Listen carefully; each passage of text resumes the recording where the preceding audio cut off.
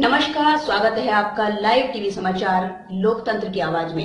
चलिए नजर डालते हैं आज की ताजा तरीन खबरों की तरफ। किसान यूनियन एकता झुकने को कतई तैयार नहीं। दिल में तिरंगा, हाथ में तिरंगा, वस्त्र तिरंगा। यह वह शख्स है जिन्होंने पाकिस्तान में भी 2 बार तिरंगा लहराया।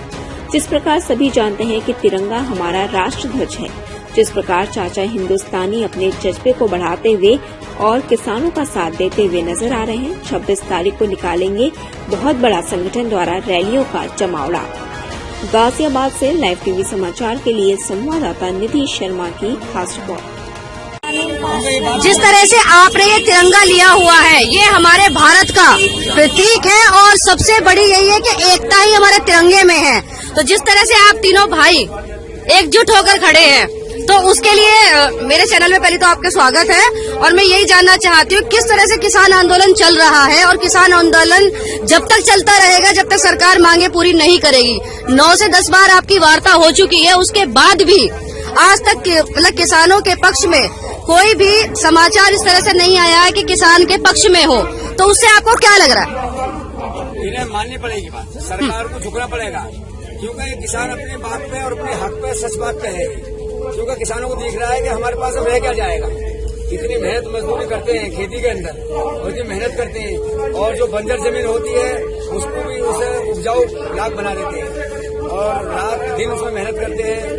उसमें कैसी कैसी चीजें पैदा करते हैं जो पूरे हिंदुस्तान में पूरी दुनिया के अंदर खाई जाती है। हल्दी, धनिया, मिर्च, मसाले, दाल, गेहूं, चावल, चीनी, सब चीज खेती से तो पैदा होती है। अरे हमारे पास खेती नहीं रहेगी, हमारे बाप दादा लकड़ दादा की जो जमीन अपने बोते जोते चलने आ रहे हैं, जो हमारे पास होगी तो हमारे पास क्या रहेगा? हमारा पेट पालन कैसे होगा बताओ।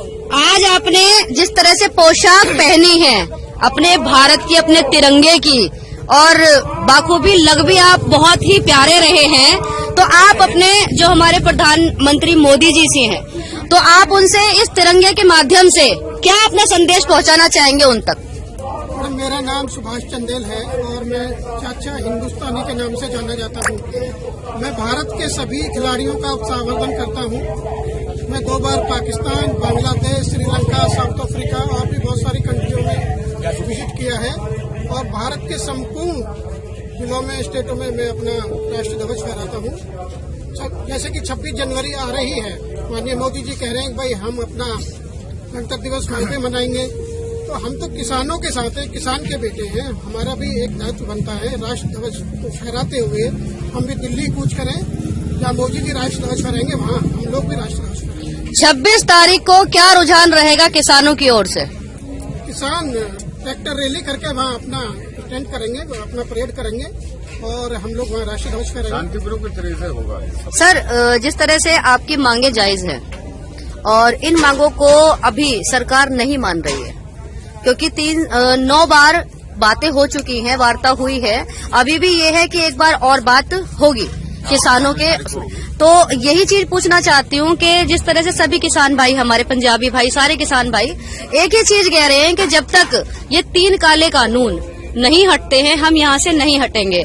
आई थी बात यहाँ पे ये जो आपने सारी चीजें लगाई हुई हैं, यानी अभी थोड़े दिन पहले था कि भाई आपको यहाँ रहने में भी प्रॉब्लम थी क्योंकि ठंड थी, आपके पास तिरपाल नहीं थी, लेकिन अब तिरपाल हो गई है। अभी किसी जितने भी भाई लोग उन्होंने ये कहा कि हम लोग टीन सेट भी डालेंगे। और थोड़े दिन पीछे अगर किसानों की बात नहीं मानी जाती है तो जी तो ये चीज जो है ये आंदोलन में हमारे है, जो आपके आंदोलन चल रहे हैं, तो उसमें क्या लगता है कि हमारी जो मांगे हैं वो किसान भाई जितनी मांगे मान रहे हैं और आधा पंजाब छोड़ के, आधा राज्य और राज्य छोड़ के यहाँ पर बैठे हैं, तो क्यों सरकार इस चीज को नहीं मान रही है? क्या इसमें लग रहा है क्यों इतना ढील कर रही है किसानों के लिए? तो देखो मैडम, आप ही जानते हैं ये जब सरकार बनी थी ये सब पहले ही बिक चुके हैं। जो अडानी है, अंबानी है, उनसे इन्होंने पैसा लिया है चुनाव लड़ने के लिए, उनसे कमिटमेंट है इनकी, है नहीं कमिटमेंट उनकी, कमिटमेंट है तो उनके इशारों पे नाच रही है सरकार।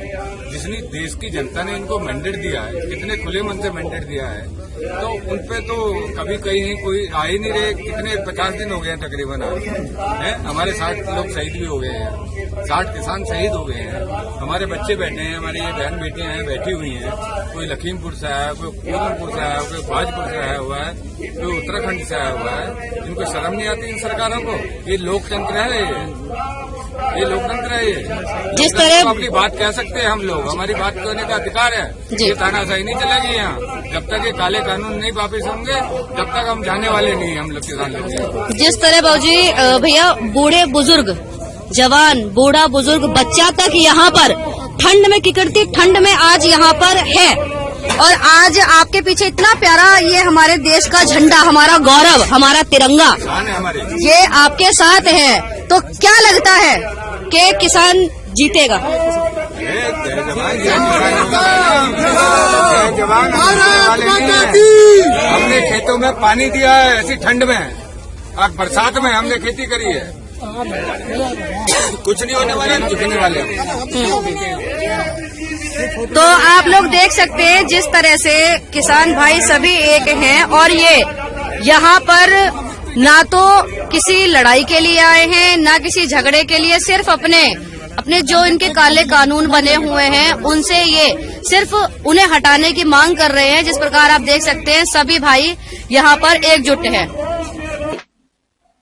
आज के बुलेटिन में सिर्फ इतना ही। कल फिर मिलते हैं कुछ नई खबरों के साथ। नमस्कार।